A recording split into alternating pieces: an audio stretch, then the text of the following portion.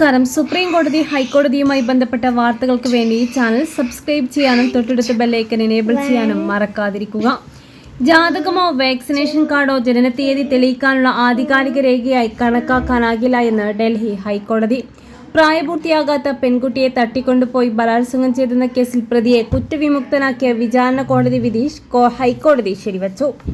POCSO കേസുകളിൽ അതിജീവിതയുടെ വയസ്സ് തെളിയിക്കുക എന്നത് നിർണായകമാണ്. എന്നാൽ ഈ കേസിൽ അത് കൃത്യമായി തെളിയിക്കാൻ പ്രോസിക്യൂഷന് സാധിച്ചില്ല എന്നാണ് കോടതിയുടെ നിരീക്ഷണം. ജനനത്തീയതി തെളിയിക്കാൻ ജാതകം, വാക്സിനേഷൻ കാർഡ് എന്നിവ ആധികാരിക രേഖകളായി കണക്കാക്കാൻ കഴിയില്ല എന്ന് ജസ്റ്റിസ് നവീൻ ചൗള, ജസ്റ്റിസ് രവീന്ദ്രൻ ദുർഡേജ എന്നിവരടങ്ങിയ ബെഞ്ച് വ്യക്തമാക്കി. ജാതകത്തിലെ വിവരങ്ങൾ അടിസ്ഥാനമാക്കി സ്കൂൾ രേഖകളിൽ ചേർത്ത പ്രായം തെളിവായി സ്വീകരിക്കാൻ കഴിയില്ല എന്നാണ് കോടതി നിരീക്ഷിച്ചത്.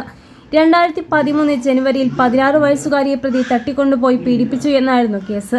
IPC പ്രകാരം പോക്സോ നിയമപ്രകാരമാണ് പോലീസ് കേസെടുത്തിരുന്നത്. 2019 ജൂലൈയിൽ വിചാരണ കോടതി പ്രതിയെ എല്ലാ ചാർജുകളിൽ നിന്നും കുറ്റവിമുക്തനാക്കിയിരുന്നു. ഇതിനെതിരെ നൽകിയ അപ്പീലിലാണ് ഹൈക്കോടതി ഇപ്പോൾ വിധി പറഞ്ഞത്.